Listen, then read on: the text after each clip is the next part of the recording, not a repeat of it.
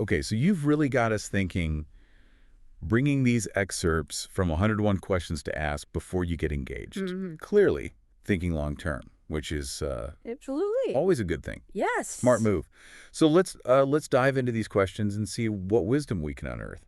Absolutely. It's interesting because often people come to these questions after the fact, Yeah. after they're already married, and think, "Oh, I wish we had Yeah. explored this or even thought about this Yeah. ahead of time." It's like finding the relationship guidebook, but you already skipped ahead a few chapters. That's exactly it. And who wants those should have asked that earlier moments? Right. Not us. That's what this deep dive is all about, front-loading those conversations. Exactly. And there's this concept of acquaintanceship. Okay. It's in the book Should We Stay Together? And it really highlights that it's not just knowing of someone, Right. it's really knowing them. Okay. And that takes time. Yeah, it's like you might know their favorite color and what they do for work.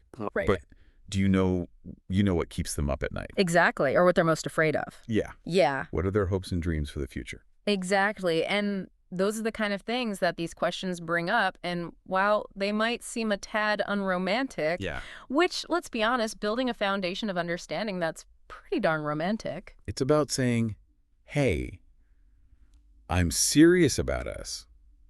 I want to make sure we're on the same page about the big stuff Sure. before we jump in, Exactly. It's about minimizing the chances of being blindsided down the road because it's Yeah. a lot messier to discover deal breakers after you've said, I do, than while you're dating. For sure. For sure. Yeah. Okay, so I know these questions, looking at this list can feel a little daunting. It's Yeah. like cue the interrogation room spotlight. But think of it more like a treasure hunt. Okay. You're on this journey of discovery, Yeah. unearthing these hidden gems about each other that will hopefully bring you closer. I like that. It's about vulnerability, honesty, and really that shared desire to build something strong and lasting. And there are no right or wrong answers. That's right. It's the process of asking, listening, and understanding each other's perspective that matters most. Okay, so let's ditch the interrogation room vibes, embrace the treasure hunt spirit, and I love it. we're going to unpack some of these thought-provoking questions, see what kind of aha moments we can uncover.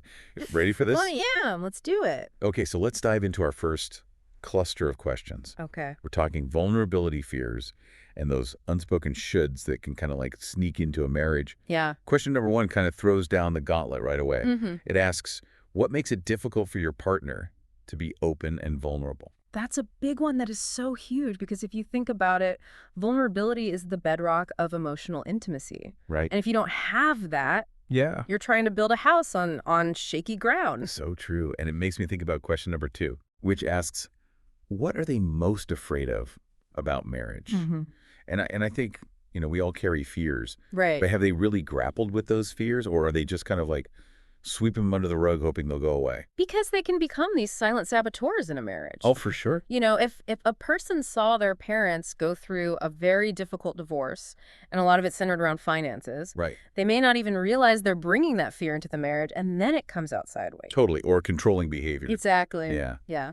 Interesting. Okay, so question number 3 throws another curveball at us. Mm-hmm. It talks about interdependence. Yes. And I think about this as the sweet spot between, being two independent people Right. and being joined at the hip. Yes. How do you find that balance? And that takes us beyond the surface level of sharing hobbies and into really what are the expectations here? Right. And question 66 kind of gets at that a little bit more directly, where it's what are those shoulds that we bring to marriage? Yeah. A husband should always ... Right. or a wife should never ... Oh, those expectations. Yeah. How much rigidity are we bringing into this relationship? It's are you signing up to be their partner, or are you checking boxes off their ideal spouse checklist? Exactly. And how much wiggle room is there? Right. Because let's face it, marriage is a living, breathing thing. It changes, and so we have to be able to flex with that. Yeah, flexibility, huge. Yes. Okay, so let's shift gears a little bit to a topic that I think can be a little bit charged sometimes. Okay. And that's past relationships. Okay. It's tempting to just pretend exes never existed, but I think we all know they shape who we are today. They do. Question 6 asks, what's one thing your partner learned from a previous relationship that makes them a better partner? NLW. So we're not talking about dwelling on the past, but looking for signs of growth. Exactly. Did they take responsibility for their role in the breakup? Right. Have they actually learned and grown? Right? Because otherwise they're just going to bring that same baggage into this relationship. 100%. And that's a recipe for disaster. Which brings us to the million-dollar question. Okay. Are they truly over their ex? Hmm. Question 40 suggests maybe asking for like 3 reasons why they're confident it's done. Yeah. Closure is so important. And if there are lingering feelings, if there are unresolved conflicts, even maintaining contact, Oh, yeah, that's a red flag. those are red flags that need to be addressed. Big time. Yeah. And it makes me think of that question. It's like question 53. It says, picture your partner's baggage. Is it a small carry-on or a steamer trunk? Right. We all have baggage from past relationships. We do. It's not about having none. It's about, like, how self-aware are you of it? Right. Are you willing to unpack? Are you willing to unpack it? Right. That's it. And that unpacking often involves forgiveness. Yes. Question 69 asks, have they experienced forgiveness and healing, or are there lingering wounds from the past? Because, unresolved hurt can really sabotage even the strongest of relationships. So forgiveness of themselves and of others, really key. Okay, so now let's shift our focus to something I think is equally important, especially for those who are, looking for a faith-based marriage. Spiritual intimacy. Yes. And I love this question. Imagine a map Okay. of your partner's spiritual journey over the past, 5 or 10 years. Okay. Question 7 asks, what would that map look like?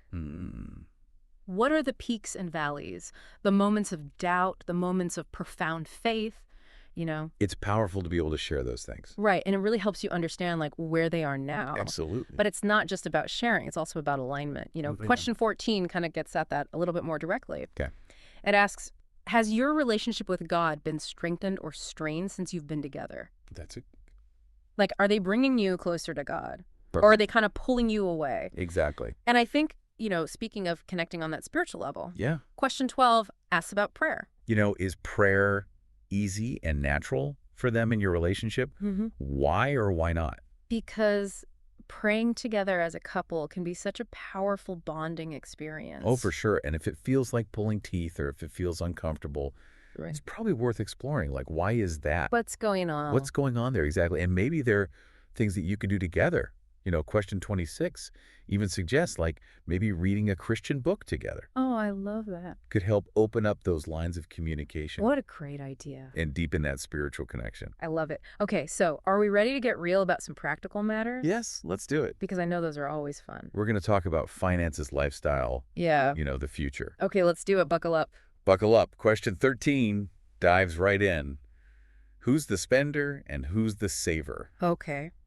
Imagine combining those financial habits recipe for marital bliss. Right, or disaster. Or a one-way ticket to Splitsville. Yeah, finances are consistently in the top 3 things that couples argue about. Right. So getting on the same page about money is so important. It's huge. Yeah. And then you've got those everyday lifestyle choices that I think can really make or break a relationship. Totally. Question 31 puts it this way. Fast food fanatic or health nut? Picture those grocery shopping trips in 10 years. Harmonious or hilarious? Because those little things can become big things. They can. Right. It's like death by 1,000 paper cuts. That's exactly. So it's really about having those conversations early on and, talking about your expectations, about career aspirations, about family size, about where you want to live. It's all about painting a picture together. Yeah. It's about, creating that shared vision for the future. Yes. Not just the romanticized version we have in our heads. Exactly. Exactly. Exactly. Okay, and last but not least, let's have a little fun with this one. Okay. Question 60 asks, what if you won the lottery tomorrow? Would your partner still want you around, or would they be off to a tropical island? That's a good one. Because it sounds silly, but it can actually reveal a lot It does. about your partner's values. Yeah, their priorities. Would their dream life still include you? Right. Or would they be out of there? Exactly. Yeah. Wow, we really covered some ground today. Everything from vulnerability and fears We did. to finances and the future. Mm-hmm. These questions are like little windows into the heart of a relationship. They are. And I think sometimes we can get caught up in the Yeah. Almost like a laundry list of okay, got to get through these 101 questions. Yeah, check.